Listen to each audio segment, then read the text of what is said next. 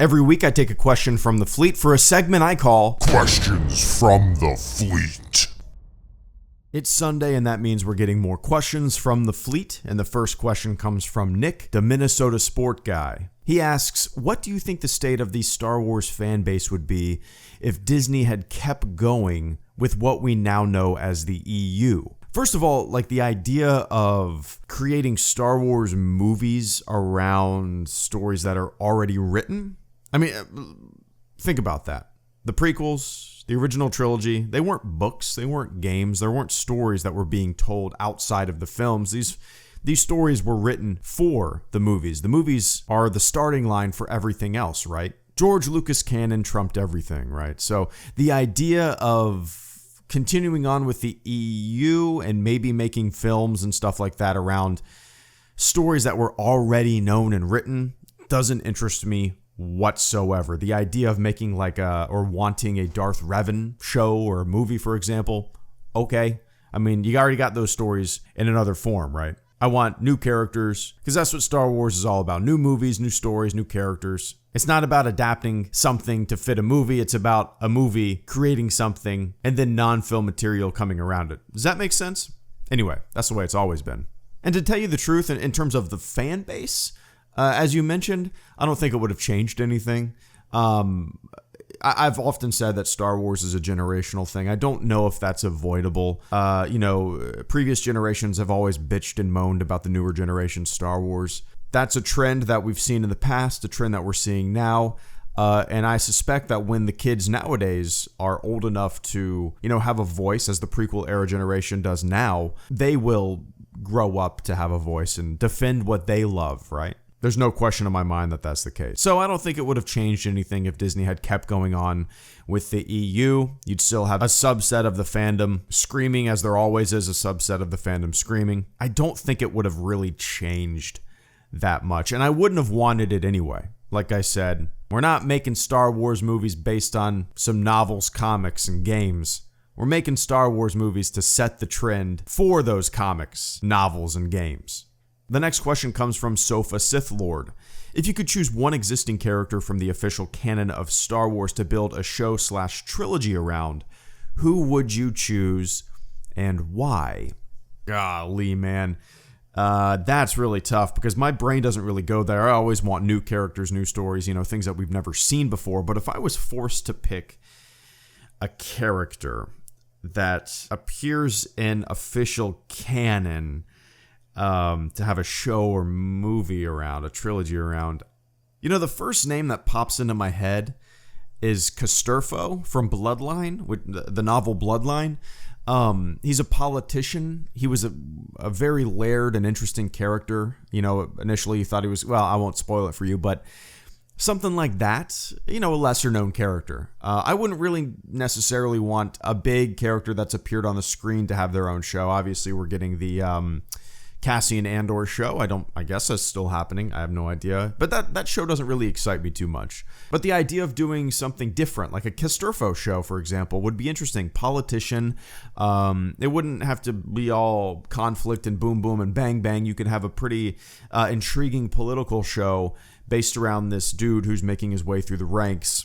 Maybe have it be kind of a political drama set in the Star Wars universe while the New Republic is kind of being built. Maybe there's some infighting, espionage. I think that would be really interesting. I don't necessarily know if I would want that, but if I was to pick a character in canon right now, he would probably be my go-to because there's not much known about him other than what was written in Bloodline. And I think his charisma and watching him rise through the ranks in a TV show would be especially interesting. The next question comes from Mr. Saint Jake.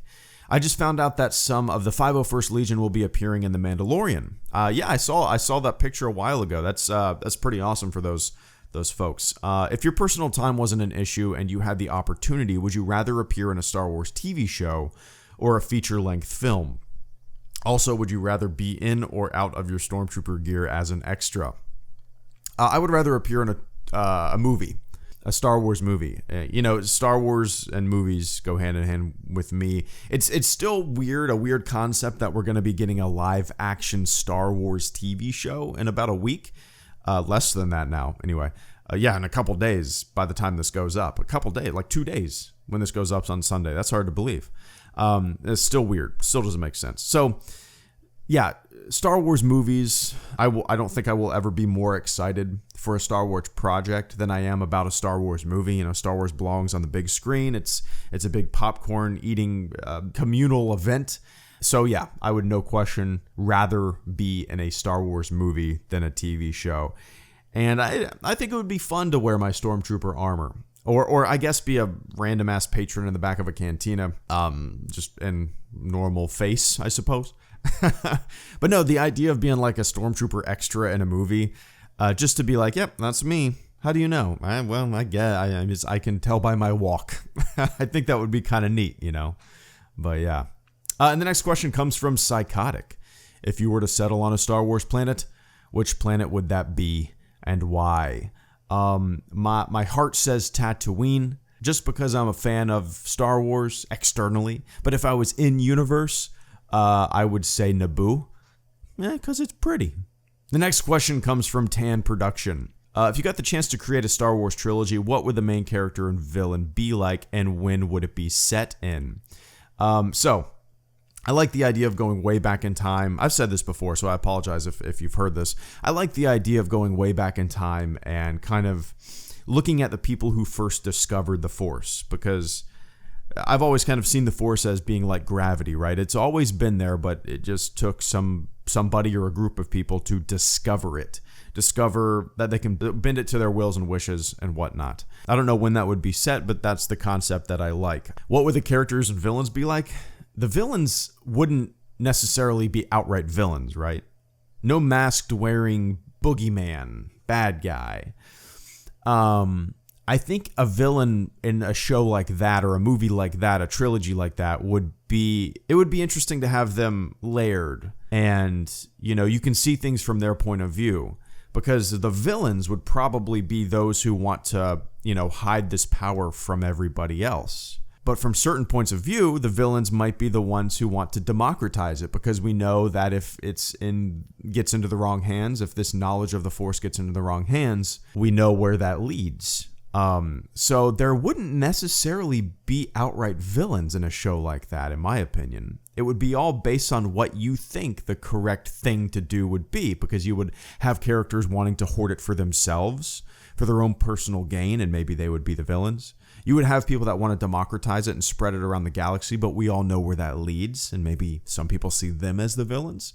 And then you would want to have people that would want to destroy this knowledge completely, because in the wrong hands it could get pretty nasty, right? And maybe they're the villains for hiding it from the entire galaxy. So I think a show like that would be really interesting, or a trilogy like that, rather, Tan. Mad Dog Productions asks the next question. Do you ever read your YouTube videos comments? If so, how often? Not too often. Occasionally, within the first 5 or 10 minutes, I will read some comments. It depends entirely on the video. And especially like leading into The Rise of Skywalker, I look at them less and less because I don't want any spoilers and whatnot. But right now I don't really look at them very often. Now, if there's a video like, for example, my Grand Circle video, my road trip video, people ask questions about that trip, and it's kind of specific and different, right? People are asking for help. So I actually look at those comments maybe once every month or 2 months or so, just out of curiosity. But for the most part, I don't. It's kind of a practice that I stopped doing regularly a while ago, just because, you know, you focus on the negative. While there might be 100 positive comments, the one negative comment is the one, for whatever reason, your brain clicks on and focuses on. And I'd rather spend that time working on stuff, right, rather than focusing on a negative comment. But so yeah, I'm able to get my fill of communication in live streams that I do, in these Q&As and stuff like that, and that's more than enough for me. The comment sections often get nasty, but you know, HelloGreedo comment sections are super civil. It's pretty great compared to whenever I look at other channels. Goddamn. I think people just get the vibe of this channel and understand that to each his own. everybody's usually pretty cool down there. But yeah. Anyway, Mad Dog, I appreciate that. All right, guys, that does it for this Sunday. Questions from the Fleet. I appreciate all the Fleet members supporting the channel on a monthly basis.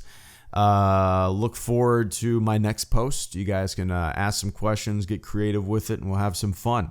I plan on doing these every Sunday, or maybe every other Sunday, but we shall see. All right, guys. Thanks again.